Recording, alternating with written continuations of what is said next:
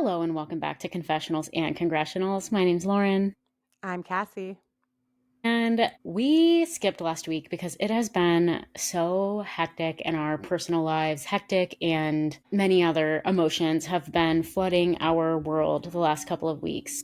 We've had a lot going on, including but not limited to my cat breaking her foot. Okay, so now she's in a cast and Poor we have to baby. take her in to get it fixed every week to What get are it they like doing? rewrapped. Is that what it is? They're rewrapping it every week? Yeah, they rewrap it every week. She's been so cozy though and like cuddly. She's not usually like a cuddly cat. So that's been the benefit because she's on those painkillers. That'll do it. That'll do Yeah. it.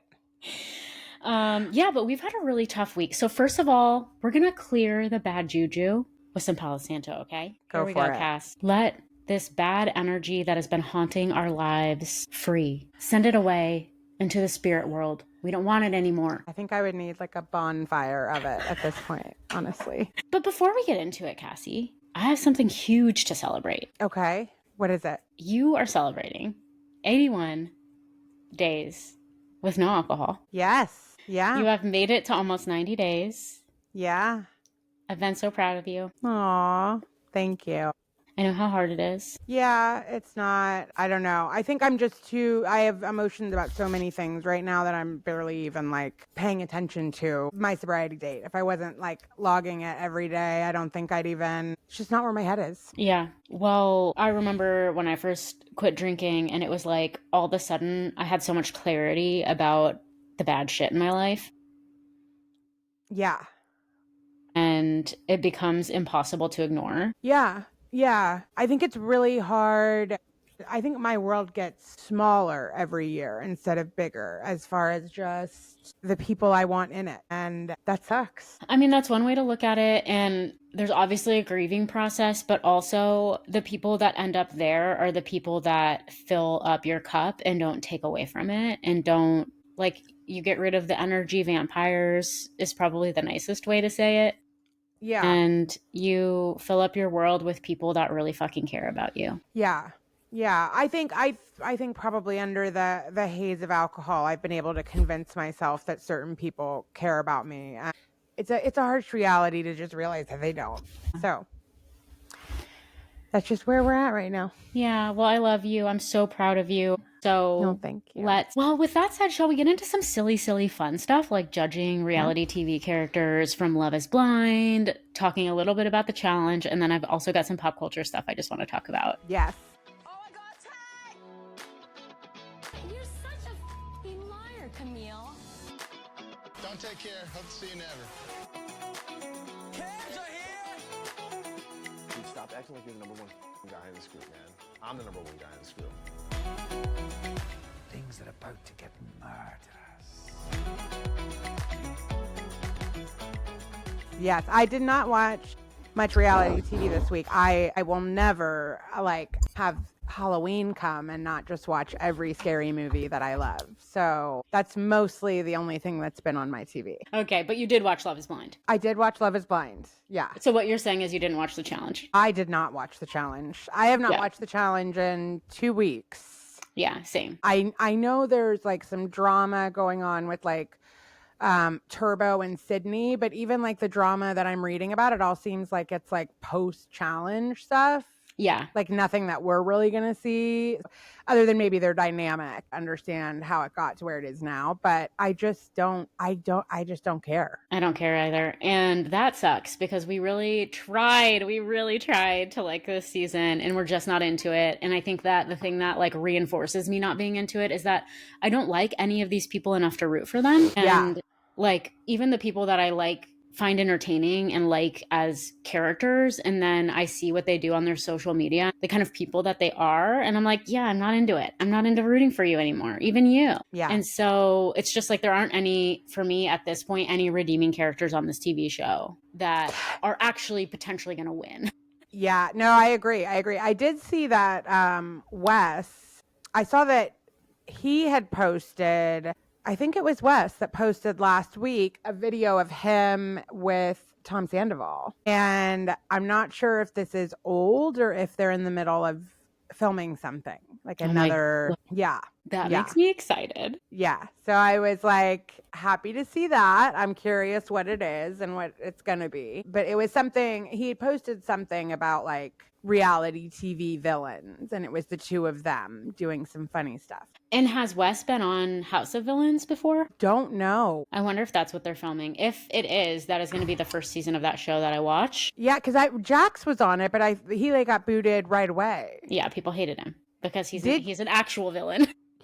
Did you see that Channing Tatum was finally asked Yes. whether or not he was in a house with Jax, and he says no. I know. And I'm like, maybe he doesn't remember. I think a lot, like, I have lived in houses in New York City where it's like a lot of people that rotate in and out of the rooms. So all the house is furnished. And then, like, people, for instance, work on cruise ships. And so they come back for 3 months and live in the city and work. And then they get like a job on another cruise ship and leave and rent out their rooms. So I can see a scenario where they like briefly live together. And for Jax, that's something that he's going to talk about forever because Channing Tatum became famous. But for Channing Tatum, he's like, who the fuck is Jax Taylor? And especially if he went by Jason. Right. Well, and that was the thing. Like when Channing Tatum talked about it, he did say that like, I mean, I did live in some model houses. Like, so then I was like, well, I could see this being right because like I remember exactly how cold it was outside the day that I met Angelina Jolie. Like I remember what she was wearing. I remember what we said to each other. Yeah. And I have no doubt that if someone was like, hey, do you remember when you met her, you know, to Angelina at LAX airport on December 22nd, 2002, the answer would be no. And I'm telling you, it happened. She was at LAX airport with her son Maddox, who is just a baby. So he was on her hip. And she wasn't the celebrity status that she is today. She's waiting for the luggage to start coming down, just like everybody else, right? And I see somebody go up to her with something and ask her to sign, which she does. So when I walk over, I said, I don't want your autograph, just wanted to tell you how inspiring. And then I said a couple things that don't matter. But anyways, and she said, can I ask what your name is? And I told her, and then she shook my hand and she said, are you sure you don't want an autograph? And I said, yeah, I'm positive. I would rather just have this moment. And she said, I love that.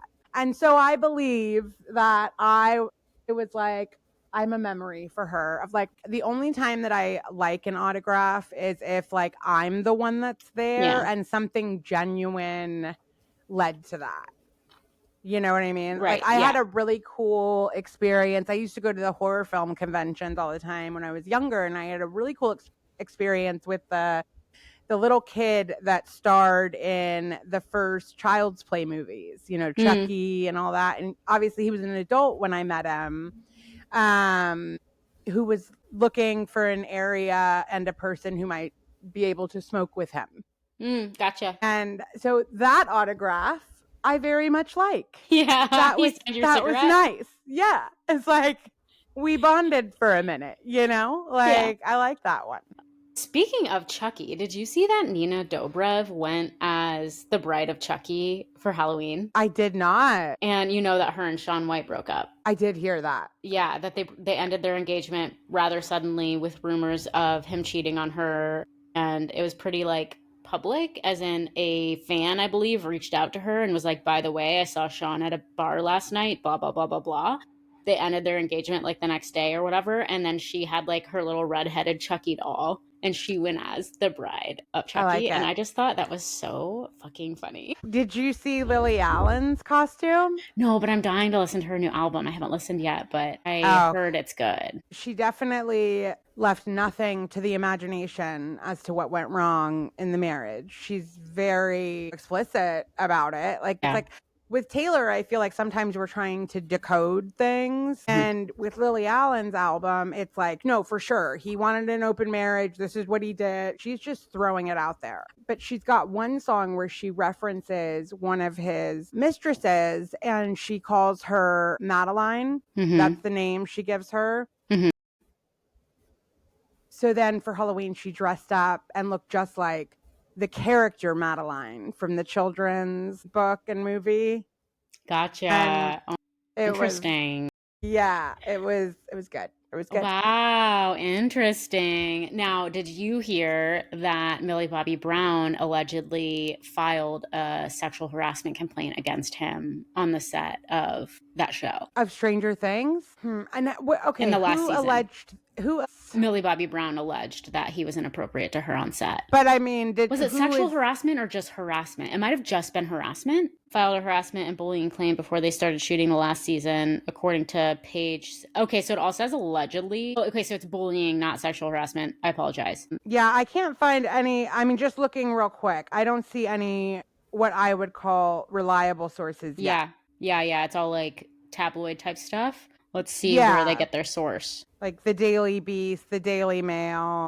A source told the outlet there were pages and pages of accusations. The investigation went on for months. I mean, I don't know if I believe it to be true, but I will say we'll know within a month if it's true because the final season of Stranger Things, they're doing it in 3 parts. The first one comes out around Thanksgiving, the second part comes out the day after Christmas, and then the final part comes out New Year's. So they made it like a 3-parter for the final season, right? Which is we've been waiting for. We're super excited for, and generally between now and then is when we'll start seeing the press tours. For Right, this so we'll final kind of season. we'll get the idea from that. Right. If she's posting pictures of her and him David Harbour, together, yeah. right, then I would tend to call bullshit. Yeah, that makes sense. All right, well, I guess we'll see. And then speaking of Tom Sandoval, aka VPR, I just wanted to share something because I listened to Brittany's podcast this week, and Cruz has autism, and so he's still pretty nonverbal. She says he says a few words, but he's mostly a nonverbal. And she said last year when they went, she felt like people, like trick-or-treating, people thought he was rude because he wouldn't say anything. He wouldn't say trick-or-treat or thank you or anything. And so this year she got him buttons where she pre-recorded trick-or-treat and thank you. And so when he went up to the doors, he could press the button and then it would say trick-or-treat, and then he could press thank you and it would say thank you. And I just thought that was so sweet and intentional and accessible for him, and making sure that he feels like he can participate, and also educating other people on the fact that some kids are nonverbal and that doesn't mean they're rude. And I just thought the whole thing from start to finish, I love the idea. I'm going to steal it when Benny is old enough that he should be talking. I'm going to steal that idea, I think, and have him have little buttons on his thing too. I just thought it was so sweet. I think that is adorable. I wonder if it is, just her perception that people think that, because I think there is a lot more awareness with those things now. I mean, you see the social media posts all the time trying to remind everybody that the kids that come to your door, you have no idea, what's going on. And so I would think most people are probably pretty understanding. Probably especially in LA. Yeah, for sure. Yeah. I've also noticed more and more people being fine with teenagers, which makes me really happy because there's a myriad of reasons that, a teenager goes trick-or-treating. But at the end of the day, if that is the worst thing that a 16-year-old is doing on Halloween, like, have all the candy you want. Totally. And if it's because you're taking your siblings to go trick-or-treating because your mom or dad has to work or they can't come, or just like you said, there's a lot of different reasons, or because they are developmentally delayed and feel like they're younger and still feel like they should be participating in those things, or for whatever reason. I love that. We did a little like parade walk where all the kids like start together and then they all go to all the houses together. And so it's like on a route. And so all the houses put out like a table at the end of their driveway, and they sit there and they've got their costumes on. Some of them put up like kids friendly haunted houses in their front yards. Some of them go really all out. It's very fun. And there was this kid in like an inflatable outfit, and he came up to try to get candy, but the guy had like put the candy was like pushed a little high up on the table, and he was in front of me, so I heard him say like, you should really make this more accessible for kids who have inflatable costumes. Oh. Well, good for him. Good for him. Like, you're right. I didn't think You're about right. that. Yep. I will say, as for a sober Halloween, it was so many of the people in my neighborhood, which I absolutely until this year loved, have candy, and then they either have Jello shots or little bottles you get on the airplane, right? Yeah. Like, so many of our neighbors have that for the adults. And they're Yeah. just always like, here, take some, here, take some, here, take some. And I was already having the worst day. Yeah. And I am just like, if one more person offers me alcohol, I swear to God. Like, I know. but you don't see how normalized it is. That's just like part of trick or treating. I know. Same with the route we did. It's so normalized, and like I'm envious that people can just like take the edge off and then go home and go to sleep and not get blacked out drunk, but that's not my experience, So, Yeah. Yeah, exactly. okay, so two more pop culture updates and then we'll get into the bulk of the show. Okay. Aaron Vipers got arrested. I have no idea who that is. Oh, sorry. Yes, you do. Aaron Vipers is Denise Richards' ex-husband that she's trying to divorce right now. And him and his parents have been squatting in her home while she stays at an apartment for like multiple years. And he beat the shit out of her with witnesses there. And so anyway, he went to jail. They arrested him after a court thing a few weeks ago. And we just haven't recorded since then, but I'm happy to see it. Justice for Denise Richards. And then finally, we have updates in the Blake Lively, Justin Baldoni lawsuit. Okay. Which is that Blake Lively's lawyers, two things have kind of happened. First of all, they have found no evidence of a smear campaign against her. So if you guys remember, the initial New York Times complaint was she alleged that they conducted a smear campaign against her to change the narrative online and like in culture around her and make it more negative. So after the It Ends With Us movie started premiering, and then there were all these like negative articles about the way that she was promoting it and her tone deafness and like promoting all of her brands and all of that. And for whatever reason, she was convinced that that was all of that negative PR was because of a campaign, whether it's because somebody told her it was or what. We think it's because, to get into the weeds a little bit, we think it's because his prior PR people who he ended up firing. Okay, I might be getting some of these details wrong, but I believe it was his previous PR people who he ended up firing up being able to get access to the text messages from his former PR representative's phone. That said, we can do this. This is a thing that we can do. We can manipulate the online narrative. They're saying that they never did that, but that they could have done it, and that they were sort of prepping for like retaliation because the filming had gone so poorly and they knew that she was unhappy. And so they were sort of prepping like, okay, what are we going to have kind of in the wings in case things start to go negative for Justin? But they didn't. And so they didn't need to do it. Allegedly, this is what they say. But they had talked about it, and Blake Lively was able to get those text messages because his PR person's old boss fired her, and then told them like, if you subpoena the records for those phone records, you'll see these text messages. And so they subpoenaed the records using a shell company that they like called Van Zandt, that Blake Lively and Ryan Reynolds like had. And so they used that shell company to subpoena the records. We're able to get a hold of the records, and that's what they used in the New York Times complaint. That's how I understand it. Okay. So because of that, they were convinced, and they did everything they could to try to pull up any evidence of that, and they have been unable to find it so far. And so now they are claiming that Justin Baldoni and his team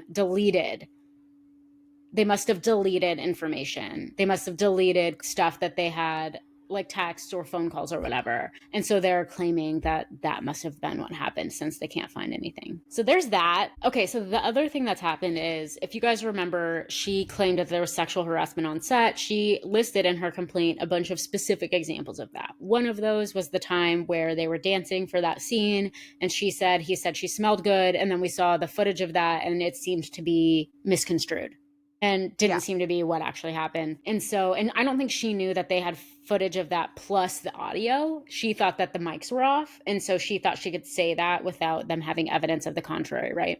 The other thing she said was that they showed her pornographic content on set.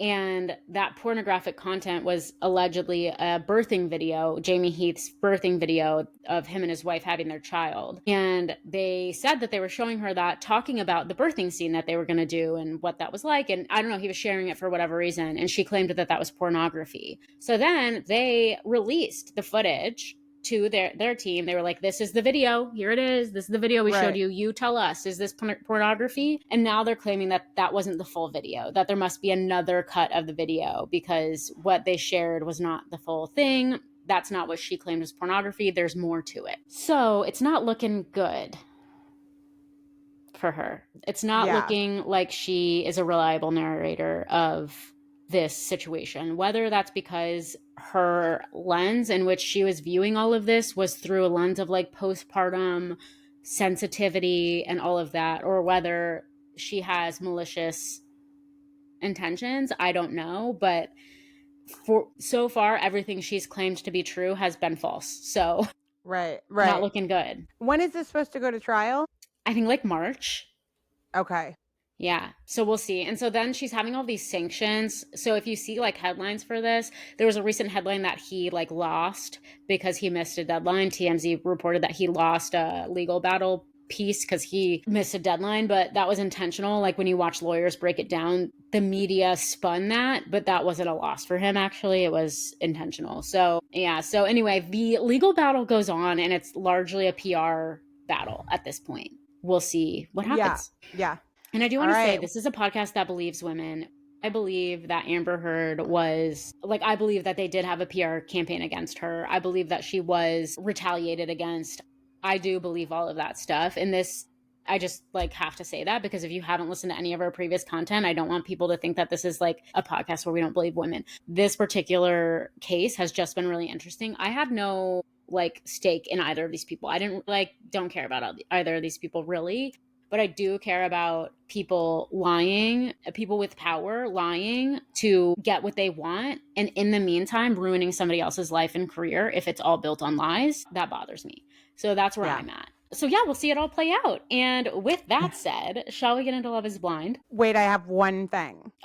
You're not allowed to have anything. I know. I just remembered I saw it last night. Cameras have picked up for Stassi's new show, and she was filming with Katie. I saw this TikTok of them, and I saw that. Yeah, they were out to lunch at the Belmont. Okay, so we don't have any info on the new show. I cannot wait.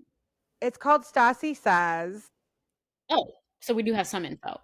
Yeah, but we don't know Stassi's the main character. Yes, and we don't know yet, like, exactly what it's going to be, because she has kind of, in the little bit she had said, originally it almost sounded like it was going to be short skit comedy, but then it was like, well, it's also, it's like reality. So, I mean, I'm just not sure. To see her and Katie out to lunch, and there's a couple other friends with them, and it's just a normal, it looked like they were filming VPR, but it was not. It was for Stassi Says. So I'm curious what it's going to be. And I think that is why she did that second season of the Vanderpump Villa.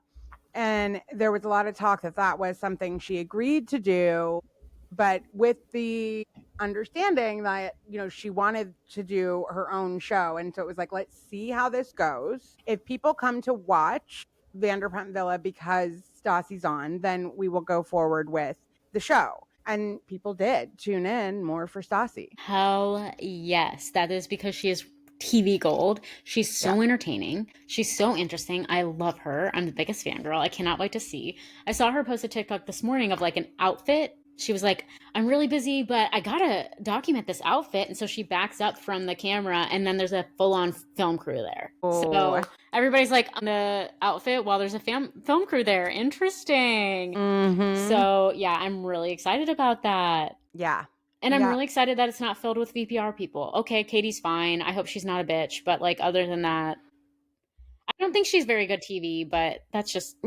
Yeah, I could do without Katie. She just, the holier than thou vibe I've had enough of. Yep. But yeah. We shall see. Yeah. And the thing is like, I know Katie's grown a lot. Maybe she'll be great. But like, Stassi is just genuinely so interesting and charismatic to watch on TV Yes. that it'll be worth it no matter what. Yes, I agree. I agree. Oh, I love that. All right. Well, okay. So this week we had the final episode of Love is Blind and then the reunion episode of Love is Blind. Right. So do you want to go kind of chronologically through each of the couples that we saw on the final episode and then talk about the reunion? Yeah, we can do that. Okay, so that episode starts out with Megan and her girlies sitting by the fire talking about Jordan, and her friends were saying that they, weren't sure if she would fall in love with his son and then marry him for that when maybe this wasn't the right fit for her. And it seemed like some of her friends were really supportive of the relationship and some of them were really skeptical that he would fit into her lifestyle. And I gotta say, she seems so much more like down to earth and chill compared to these girls. I almost feel like this isn't actually the kind of people that she would be hanging out with if she was like fully authentically her. But I think she's like somehow fallen into this like new rich people group or something. Cause I really like her. I think she's down to earth and like relatable in a lot of ways, other than the money stuff. I don't. I know. I don't. Yeah. I mean, I didn't hate her, but I feel like the only reason that I liked her and Jordan, it wasn't that I liked them. It was more like I dislike them the least. Mm-hmm. You know what I mean? Like I can root for them because I cannot possibly root for any of the rest of them. Yeah, I know. So, and I liked him a lot more than her.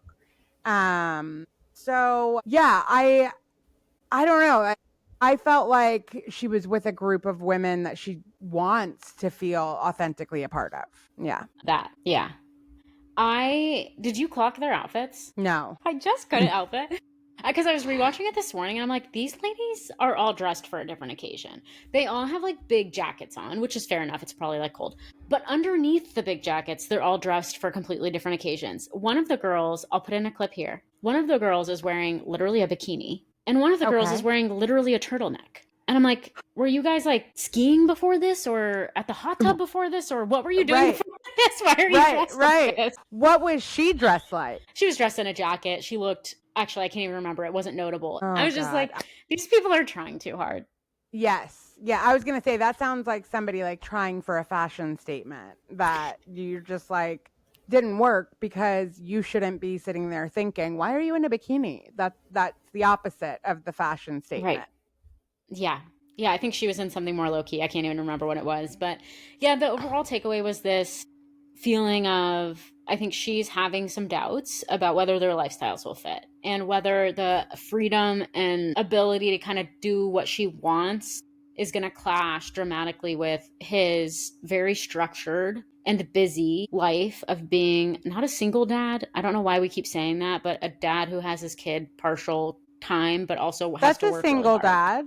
Isn't a single dad a dad who doesn't have a co-parent? No, you're just not living in both parents aren't living in the house. Like when you think of a single mom, it doesn't mean that the father isn't involved at all. It just means that when she is in mom role, when she's in parent role, there is nobody there with her. Okay, I don't know if I just have the wrong understanding of that or if there's a cultural difference maybe about where you live and what a single parent is, because my idea of a single parent is that it's a mom or a dad who doesn't have a co-parent, who is just single parenting. And I saw conversations on Reddit of people thinking the same thing. And I was like, okay, so there must be a difference in the way people think about single parent depending on something. Yeah, I've never heard single parent be anything other than like you are a parent without a partner. Okay, so you are not a single parent because you have Travis. So if you didn't have a partner, you would be a single parent. Right, I'd be a single mom, yeah.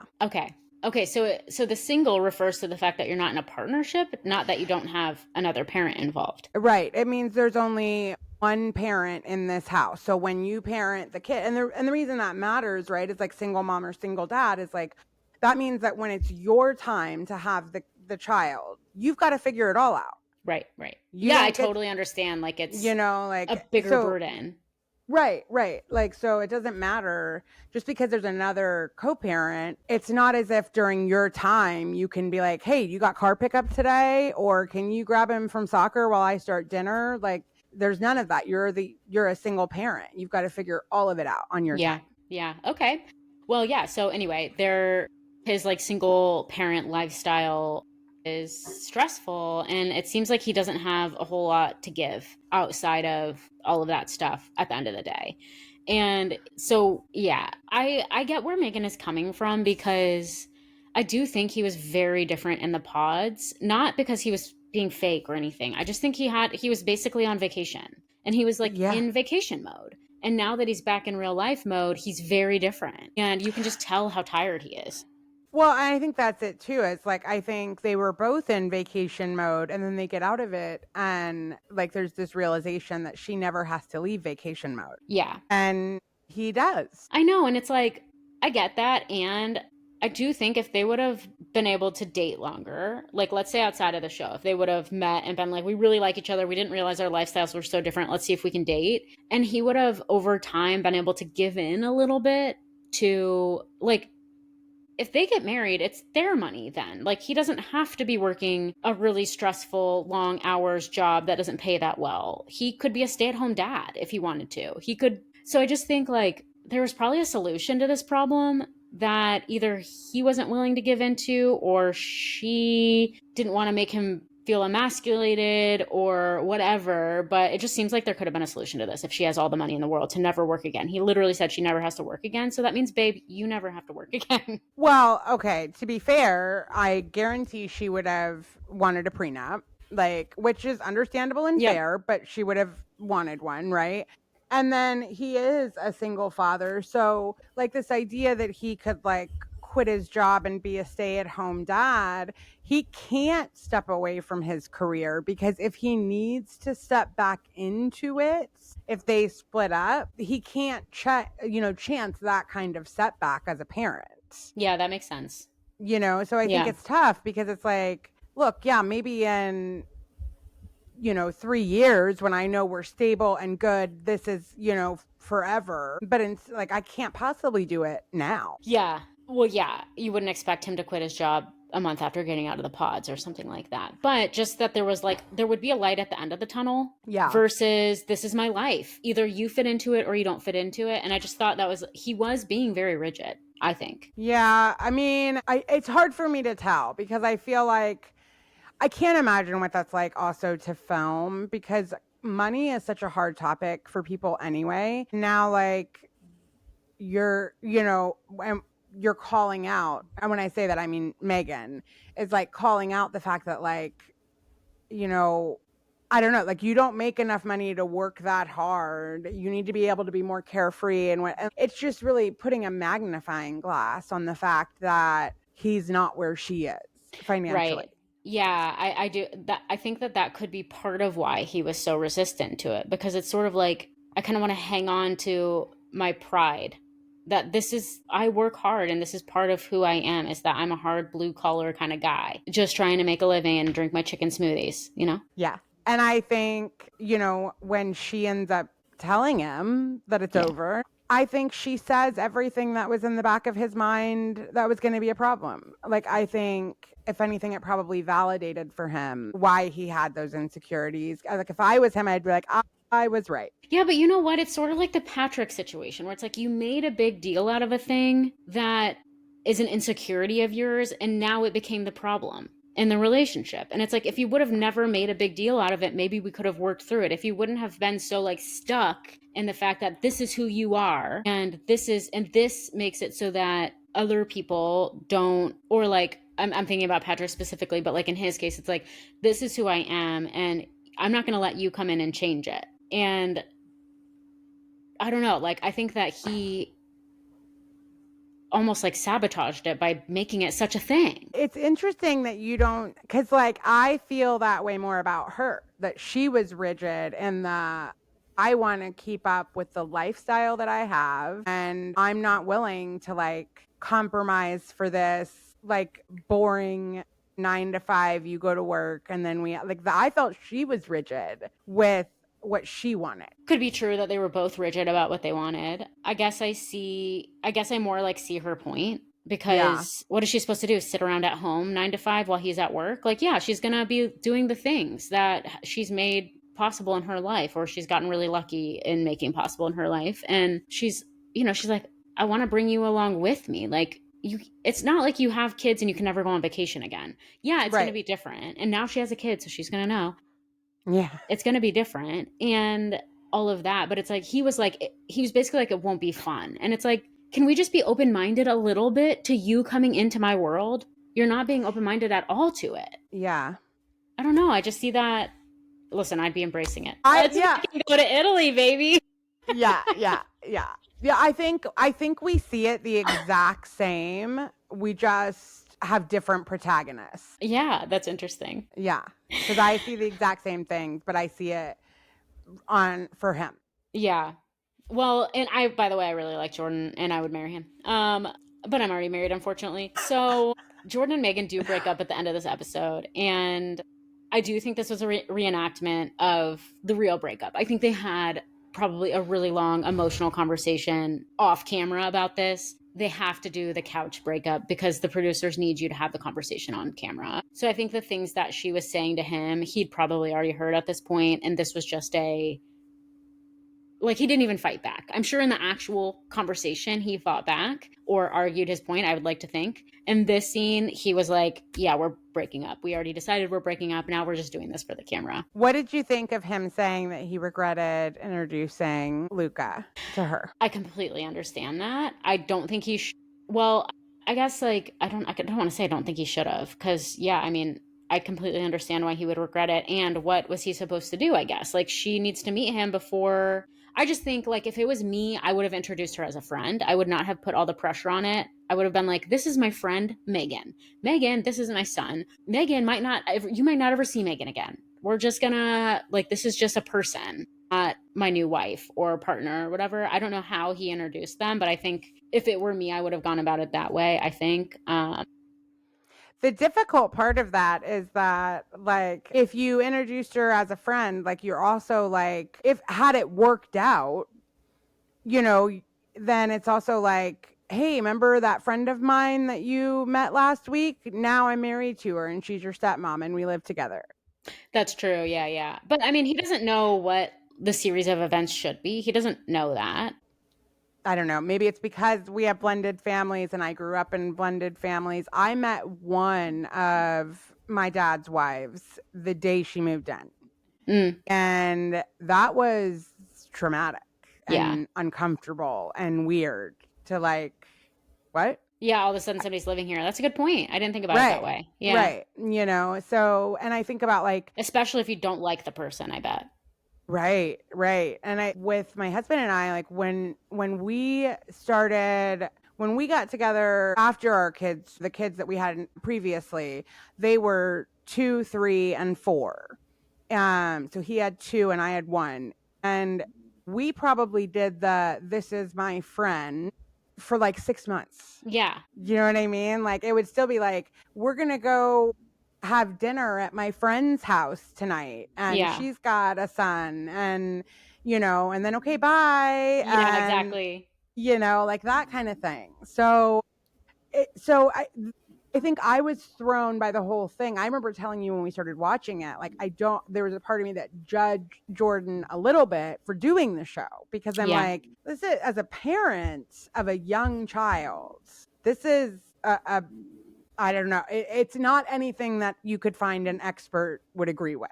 Yeah. On how, if it works out. Yeah. Now, do you think if they would have had more time, let's say they met and then they just decided, let's just keep dating in the real world and end the show.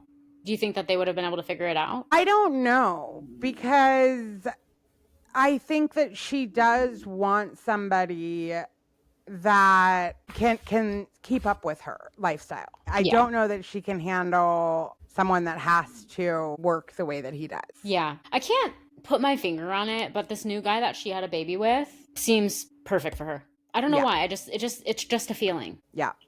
I agree. And I also think that when she was on the show, she kind of, I think in the reunion, she kind of admits a little bit to the fact that which I was glad, that she saw the ways in which maybe she's selfish, and being a mom let her see that she does have the ability to be more, selfless. Yeah. One of my favorite things about this season was I think she had character growth. I think she had a character arc. And I love to see people grow and change out of these experiences because most people don't, I don't think. They get really stuck in their perspective of whatever happened. Annie. And they don't see anything else. I think also Madison. I think those two girls just like really felt stuck in their own perspective. I wonder if they walked out of that experience being like, okay, I do see my part in all of this. And I think she did, even without seeing it on camera. I think she, in the moment, was like processing and not choosing Mike, even though he was kind of on paper what she should have gone for, and deciding to try something new, and then sort of realizing that it was a little too far in the other direction and that there's probably some sort of middle ground that she can strike. Yeah. And then I think she came off great in the reunion. And I think her and Jordan were so sweet to each other, not to like jump to the reunion, but Yeah. they were so gracious towards each other. It turns out that he was the only person on that stage that knew that she already had a baby because she had let him know. And I thought that was nice. And he looked great. Yeah. Yeah, he looked really good. I'm sure his DMs are flooded. 100%. Well, he's got like a children's book now, like a line of them, which I don't understand why anybody gets like uppity about that. Like, what if you are given a platform and can use it to do something you're passionate about? That's good. What are people uppity about? What do you mean? Like, I've seen a bunch of things on Reddit just about like, oh, of course he's trying to, ride the coattails of fame, like from this show, and now he's got these children, but and it's like, yeah, there are way worse things to use your platform for. For sure. Yeah, I love that. I think it's really nice to be spreading inclusivity and educating people on type 1 diabetes and all that, and that like kids can have it and stuff. I think that's great. So go Jordan. We love you. We think it's awesome and we love you. Did I say I love you too many times? Better him than her. Yeah. Okay. So now going back to the other episode, we get Allie and Anton's wedding, and in the previous episode, we watched them have the fight about the drinking, and it was weird the way he turned that situation around and tried to attack her for something. And he definitely seemed like he was downplaying the drinking and like being elusive about his lifestyle. I would say that is exactly how he came off on camera. I agree. I totally agree. Yeah, the internet is kind of like hating Allie and thinking that like she was a bitch and that she was reading too much into it and all this kind of stuff and all of that. And I personally do not see it that way. I think that she probably came on this show to go on another show. I do think that's true. Yes. But I think that she liked Anton and the pods enough and then got into the real world and was like, yeah, never mind. No, I totally agree. And I mean, I can't believe that anyone, I just can't imagine the people that think, I don't know, that Anton is like the hero in that story or like that, you know what I mean? Like, I'm like, everything about him is just like sleazy to me. I know. He's so like, I'm going to hurt some people's feelings, but he's like New Jersey. He's what? Did you say New Jersey? Yeah, he's like, he's like a New Jersey, like punk rock kid who never grew up and is just like, that's the way I see him. He just reminds me of so many people that I was friends with in my 20s. Like all the guys. Yeah. Anyway, and yeah, so they get to the wedding and her mom brings up like, yeah, he drinks and it's an issue that he drinks alcohol. Like we don't drink. And Allie's like, well, I drink, Mom. And shut up. I'm not going to marry him anyway. Like, can you keep it down? And I was wondering if this is like a Brazilian culture thing. Cause her mom seemed really concerned that he drank at all. And I'm wondering either if their family has drinking problems, if the men in their family have drinking problems, or if in Brazil, like men drinking too much is a thing. I don't really know, but it did seem like specific. Yeah, I don't know if I don't think it could be part of the culture and I'm just unaware of it. But my guess would probably be either religion or, somebody in the family that maybe like put a bad taste in everyone's mouth towards alcohol. Yeah. And I did notice it's like her whole family is women, independent, single women. Right. And her sister is there, and her sister, who is beautiful, she was so like beautiful, and she had almost no makeup on, and I was like, oh my gosh, beautiful. Her sister gives her this pep talk, and she says, I'm your best friend, and I don't approve of this, and I don't approve of this, but you have to do what makes you happy. And if this makes you happy, then I support you. And I'm thinking, okay, so the whole family knows she's going to say no Yeah. at this point. And yeah. And then his mom says she needs to appreciate your soul and heart. Okay. I was like, okay. And then they're up at the altar. And Are they the only ones that get to the altar? no, we also have KB and Edmund's wedding. Oh, okay. Okay. Yeah. So they're up at the altar, and when they're up there, what are you thinking? Are you thinking that he's going to say yes or no? Are you thinking she's going to say yes or no? It went I thought he was going to say yes, 1,000,000%. She's beautiful. That's all he was thinking about. And that she was going to say no. Yeah. And that's exactly what happened. And for a moment, though, she's giving him this reassuring smile. And I'm like, is she going to say yes? I'll tell you what. I think look. I have now, like, piecemeal watched every season. And there's a couple times where it's like the way that the person is smiling and then says no. I'm like, that's a dick move. Yeah. And I guess you can't control what your face does sometimes. I wonder if in that moment, like, she's like, it's so sweet that you're saying that. Like, yeah, I do agree with that specific statement that you said. All these compliments about me. Like, that's what they're like, no, keep telling me how I've changed your life and you love me. Like, yeah, a little bit of that is just cringy. Yeah. Totally. So yeah, she says no, he says yes, and his mother calls her a cold-hearted bitch, and she runs off crying. She obviously made the right decision, and he's now been in a relationship basically since this ended filming. Yeah, I thought that's the other thing is I can't with anyone that gets on that stage and is like, I just want to keep my personal life personal. She's going to be on another Netflix show. That's what that means. Is that what that means? Yeah, okay. I think she's in a contract. Okay. Yeah. Because I am just... You know what? Then just say that, because honestly, you just did this show, and for you to now say I want to keep my personal life, you're not like an actress playing a role that gets to say I like to keep them separate. You went on a reality dating show. Yeah. And when they ask you questions on this stage, you're supposed to answer them. Yeah. And like even Megan, who was able to keep her entire pregnancy private all the way up until the baby's actually born. And we're like, could that possibly be her baby? Well, you can keep it private and still answer questions on the stage, is what I'm saying. And I would be willing to bet Netflix was more than happy to help her financially if it meant keeping that pregnancy secret. Really? Yeah. Oh, what do you mean? Sure. Because you don't like if she had just been pregnant and out and about all the time and with this guy out and about, like we all know what happens with her and Jordan then. Yeah, I see that. Yeah. Right. And so this was kept very, very close to the vest. And I think that they would have had no problem helping her with that. If it was like, we will put you up at an Airbnb in another town, put your feet up, relax, just please stay away from people. We don't want this getting out. That's interesting because I have heard that Netflix paid for the paparazzi to get the photos of the picture or photos of the baby. They may have afterwards because they didn't let that come out. And that was a good tease to get us to watch the reunion. Right. Like they controlled the narrative is what you're saying. Exactly. Yeah. Yeah, I can see that. Okay, so then we get to KB and Edmund's wedding. And we get this clip of her in her wedding dress. She's saying, when I see Edmund, I see a loving man, growing man, a healing man, a emotional man, like something like that. And yeah, so she's getting all ready. And were you thinking she was going to say no this whole time? Yes. What did you think he would say?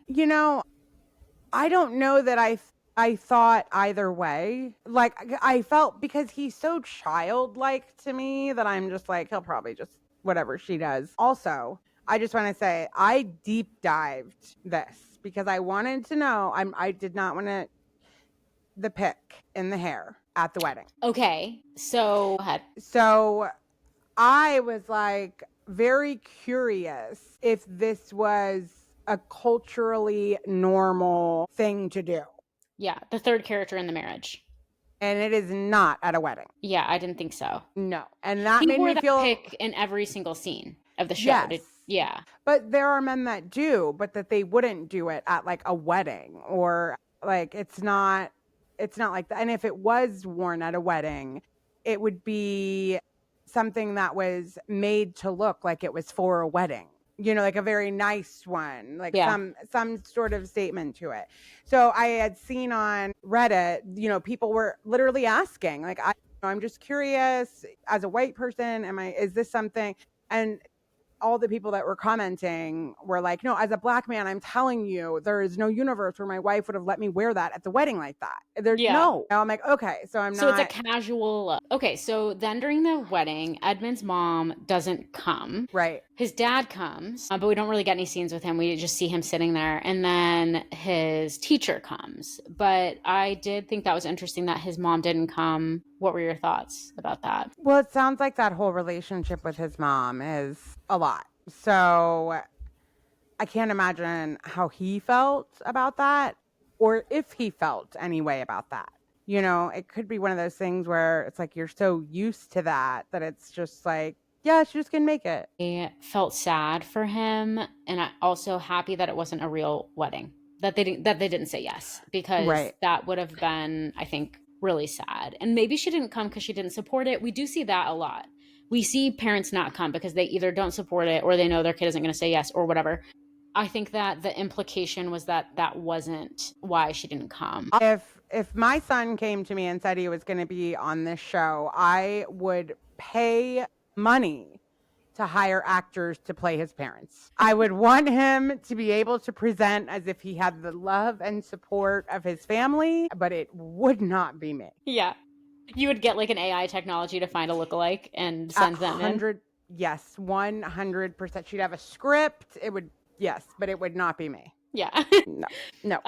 Yeah, so then he says yes, she says no, and he responds. And I was really worried about him because he just seems so emotionally chaotic.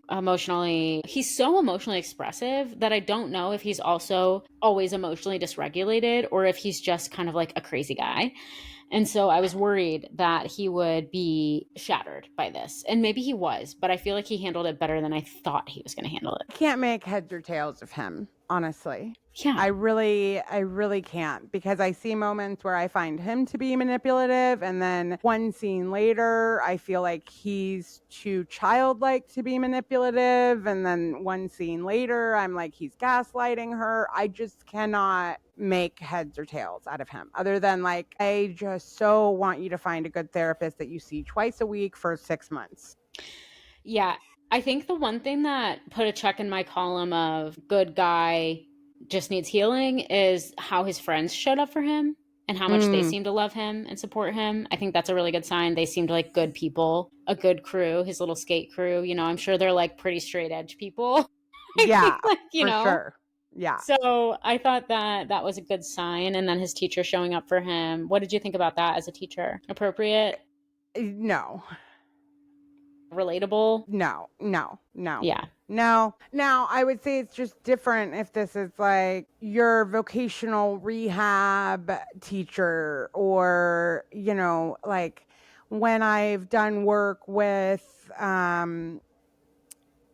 juveniles that are in the Department of Juvenile Justice, and they're 18 when I meet them, and I'm getting them through their GED. And then if I were to see that kid turn their life around maybe at 25 or whatever. But as a general rule, no. I mean, I have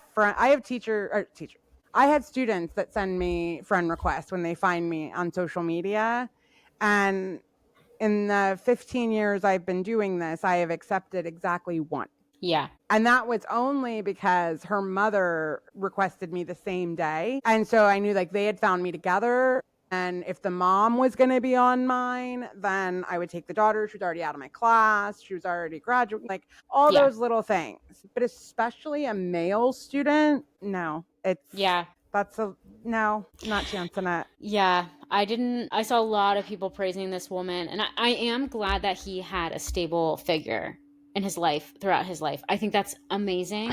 I wish it would have been someone else. And it didn't seem like the boundaries were appropriate, in my opinion. And it actually didn't seem like she seemed a little more invested than he did in the relationship, if I may say so. Yeah, and I've seen things like that before. And also it's easy to do in a way that's not like nefarious, but because I myself have wanted to like look up some of the Department of Juvenile Justice kids, right? Like I want to see how they're doing. I Yeah. put so much in to seeing them succeed, but then I'm doing it for me, not for them. Exactly. Yeah. And that's the same thing with therapists. We're not ethically supposed to look up clients online at all, not while we're seeing them or after. We're not allowed to check in to see how they're doing, which you have to explain to people, otherwise they can feel abandoned. But it's like, you can send me an email and let me know how you're doing. I would love to hear from you. No pressure. You don't have to, but here's my email if you ever feel like doing that. But I'm never going to reach out to you to check in on how you're doing, because that's not appropriate. And also, yeah, like you're saying, it's like, it's natural for you to worry about the people, the vulnerable people that are in your life for a period of time that you worry about. That's natural, but you have to have some sort of boundary around that. And I think I worry that this just wasn't very appropriate. Yeah. The last therapist that I saw sent me a friend's request on Facebook, and that was the last time that I saw him, because I just was like, no. You were still seeing him and he added you on Facebook? Yes. Yeah, that is so not okay. Yeah. That's so annoying. Guys, if you ever had a therapist request to friend you on any social media app, try to reach out to you outside of therapy hours for anything other than scheduling your appointment, talk to you outside of therapy hours, tell you about their life in a way that makes you think that like that isn't relevant to your life. It's in a way to help like to process their own stuff and not your stuff. Your therapist should only share something personal with you if they feel like it's relevant and helpful to you. If it's not relevant and helpful to you, then they shouldn't be sharing it. Find a new therapist. Yep. Yeah. Okay. So then we get the Megan and Jordan breakup, which we already talked about. So we'll skip that. And at the reunion, we've talked a little bit about it. We learn that Megan had a baby, which we talked about. We get a conversation between Kate and what's his face? Nick. So we get a conversation between Kate and Nick. Kate is sort of like, in the pods, you seemed fake. It seemed like you like put into ChatGPT like what to say to get a girlfriend, and then you spit that out. And then he started with an apology that was so AI that it might as well have been written by AI. Not only did it seem AI, but he said some of the exact same phrases that he said in a previous apology to her at a different time, including when I looked at myself in the mirror that night, I hated myself, which I don't believe. No, I don't either. I don't believe a word that comes out of that person's mouth. No, but I guess like the only part of me that makes me not hate him is that I just see somebody that doesn't know themselves either. Yeah, I know. It's just that in the process, he's trying to find a wife, and it's like, I'm sure that the answer to this is no. I am positive it's no, but have you ever seen Runaway Bride? Julia Roberts. I might have seen it when I was young, because it's one of my mom's favorites. It's so good. But towards the end of that movie, when she's going through the realization that like she doesn't know herself, and she's kind of just become what she thinks the person she's with at that time wants. And there's this scene where she sits down to have like eggs made 7 different ways, because she doesn't know how she likes her eggs. Because when she was with this guy, she liked him sunny side up. And with this guy, it was whatever they liked was also her favorite. So it was like, okay, I'm going to figure out which kinds of eggs I like. That Nick needs to is how I see Nick. That is how I see Nick. Because I'm like, you don't know how you like your eggs. Totally. I can see that. We also get a conversation between KB and Edmund. Kind of more of the same. Yeah. I think that she's a little bit resentful that I think she feels like she saw parts of him that he did not share on camera. And so it's given him a certain edit. And I think that is frustrating, which I actually sympathize and understand.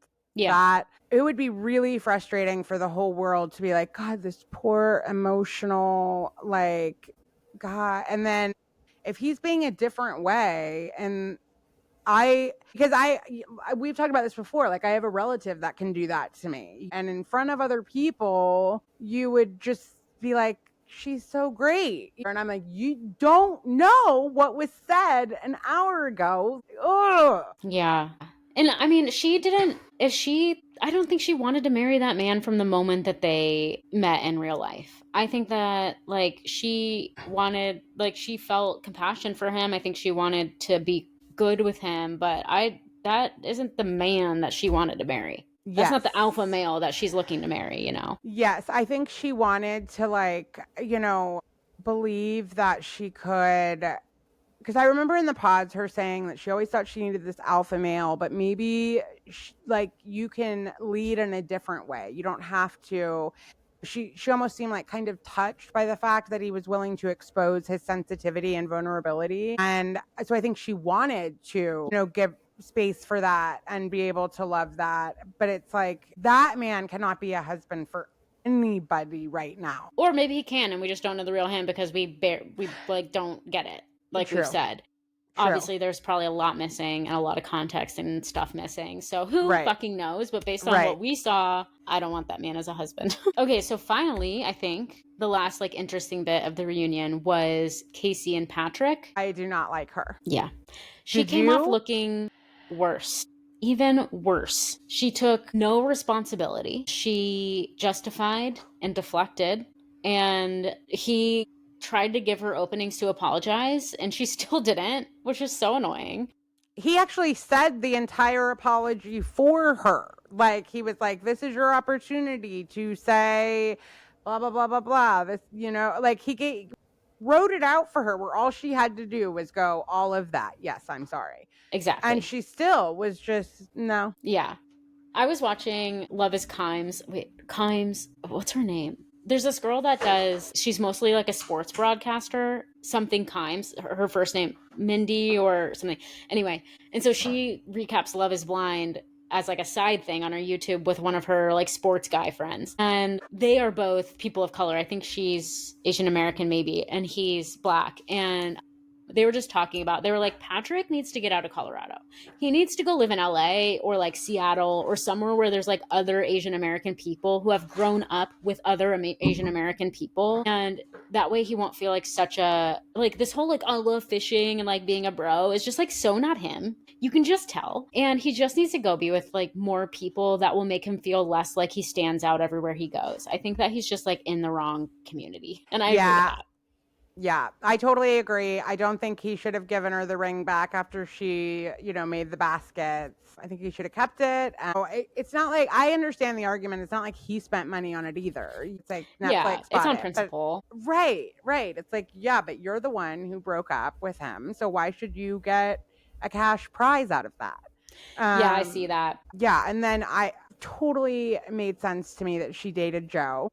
Yeah, and when I was just about to say, like, they talk about how she was, when they were at the bar and she had her hands all over Joe's chest and, like, flirting with him, when Joe was still in a relationship. And just the way she was looking at that basketball player guy, I was like, oh, yeah, I believe that, because she's literally flirting with this man in front of my eyes. I bet she doesn't even realize she's doing it, and that's sad to me. I actually feel bad for Casey because I think she's, like, internalized the idea that, like, all she's valued for by men are for her body and, like, sex basically, and like the way she looks. And so like that seeking for validation with everyone is probably so automatic she doesn't even think she's doing it. Yes, I completely agree with that. Yeah.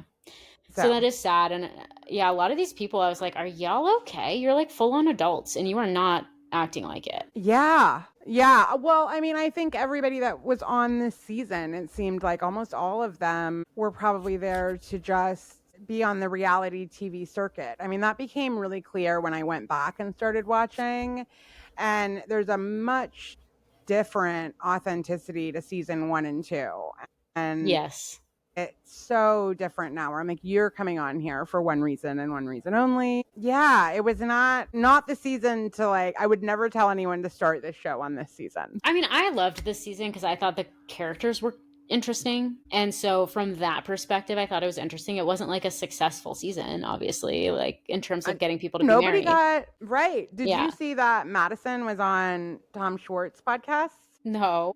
Yeah, his Detox Retox. That was the special guest this week. Was it good, or have you listened to it at all? I haven't listened to it yet, but I mean, his posts about it have been like, he clearly adores the character she played in the season, like who she was, all of it. That's funny. Oh, Tom Schwartz, he just can't help himself.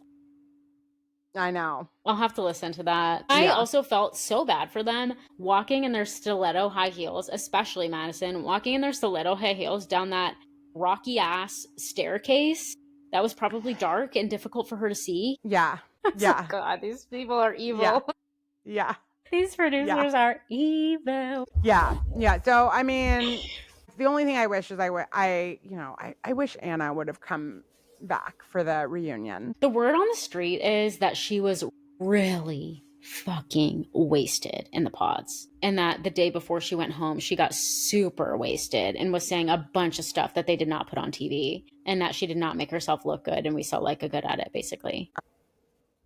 Isn't that interesting? That is interesting. Yeah, I don't know exactly what happened. I wonder if something happened between her and Blake that made them both decide to leave. Like maybe she was really drunk and said something, I don't know, and like they were both like, never mind, I'm leaving. Yeah, maybe. Because it was Or maybe weird. maybe something happened that they were like, I don't want this to be on TV. And the only way that I can like hope that it won't be on TV is if I leave the show now so that I don't end up in the second half of the show so they won't air it. Right.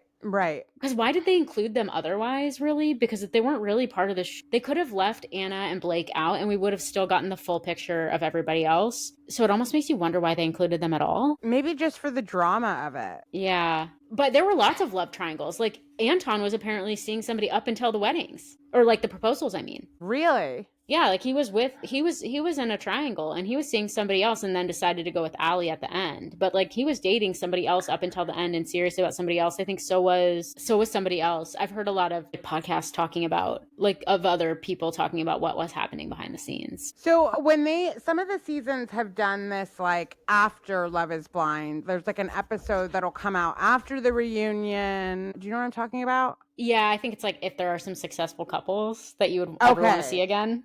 Okay, is that what it is? Like, Be my guess. Okay. That like they don't have anything to follow up on. Yeah, I doubt any of these people are even friends anymore. Yeah, totally. I think like I'm gonna put in my guesses on who we're gonna see on Perfect Match or another reality Netflix dating show. Okay. So I'm gonna say a name and then we're gonna say yes or no. How's that sound? Okay. Okay. I'll go 1, 2, 3, yes, no. Okay. Ellie. 1, 2, 3, yes. Yes. Yeah. Okay.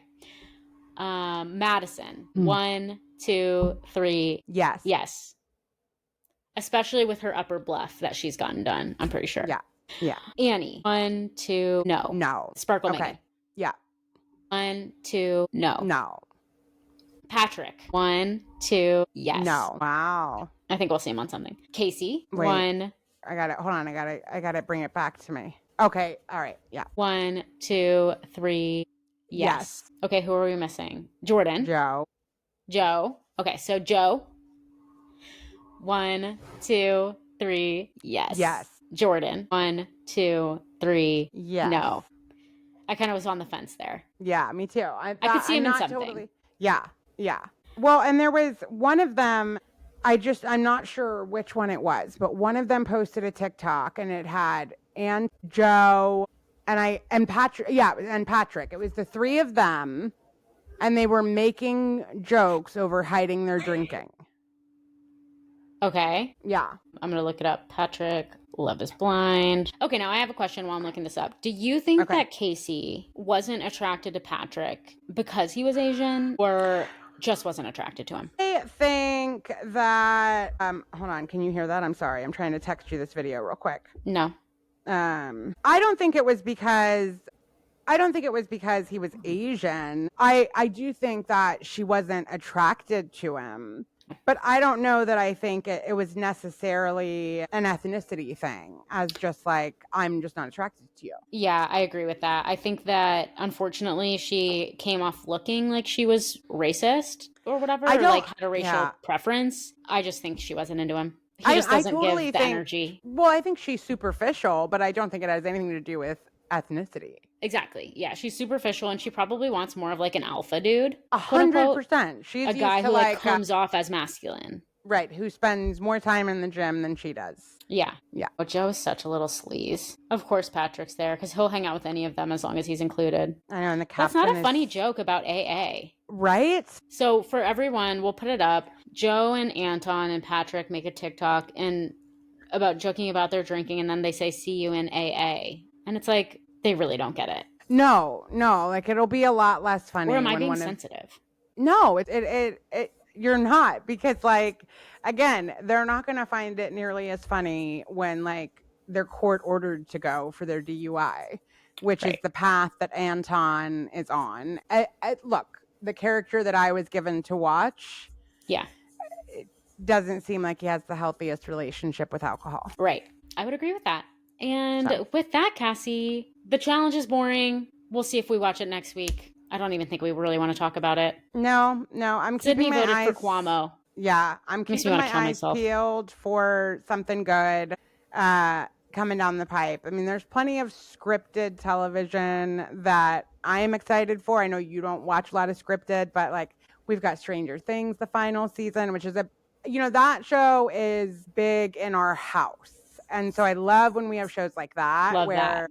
Yeah. my teenage son 3 years ago for his birthday, he wanted a Stranger Things themed birthday. And it was right when the season was dropping. And so like we decorated the whole house. We had, just a bunch of all the food was from Stranger Things and Cute. sleeping bags everywhere. So yeah, there's some scripted television coming down the pipe that I'm excited for, but right now it feels like it's January before reality TV that I care about is coming. Yeah, I would agree with that. Yeah. Okay, and finally, it's voting season. Everybody get out there, use your privilege to vote. If you live in New York City, vote Mom Dami. We want to see that man win. I'm so excited. I saw he was out at a gay club last night at 1 a.m. trying to hype people up to go vote. Oh, good for him. He was like on the mic in his suit. So cute. Good for him. Yeah, I love that. He's been hitting the streets grassroots style for a really long time. I don't remember if I said this on the podcast, but one of my friends that I used to work with, she's lived in Brooklyn since she was a kid. She was born and raised in Brooklyn. And she's like, I remember like years and years and years ago campaigning for his like other campaigns to do like his previous roles. And she's known about him for a really long time and she's like, he's very grassroots. He's from my neighborhood in Brooklyn. And like, he's been doing this for a really long time. And so I think she's so excited to see him on the ballot. And I know a lot of my other friends are too. So I'm excited about that. I know we have local elections here. I feel kind of guilty because last time I voted in the local election, we're about to move. So we're not going to be here to see the fruits of the labors, which is, I still want like the best for my community, but I didn't go in researched enough and I didn't totally know who to vote for. And the person I voted for when I went and looked online later was the person that like the people in my community didn't want to win. They were a Democrat, but like they wanted the other person and I voted for the wrong person. And so I'm sort of like, maybe I should stay out of it if this isn't my community that I'm going to be living in. I don't know, but yeah. We always take a pretty, they send the sample ballots. And so we usually like try to go through those so that by the time I get there, like I'm ready to go. I know what I'm voting yes on and no on and who and all of that stuff. So do your research. Yeah. Okay, Cass. Well, I loved hanging out with you today. It's been such a hard few weeks on us, on you. And this is a little sliver of silliness that makes us happy. So thanks everyone for listening. And if you're new here, thanks for listening for the first time. We really appreciate you being here. If you have not liked this video, please do subscribe, leave a comment, and let us know what you thought. We love you, and we'll see you next week. Bye.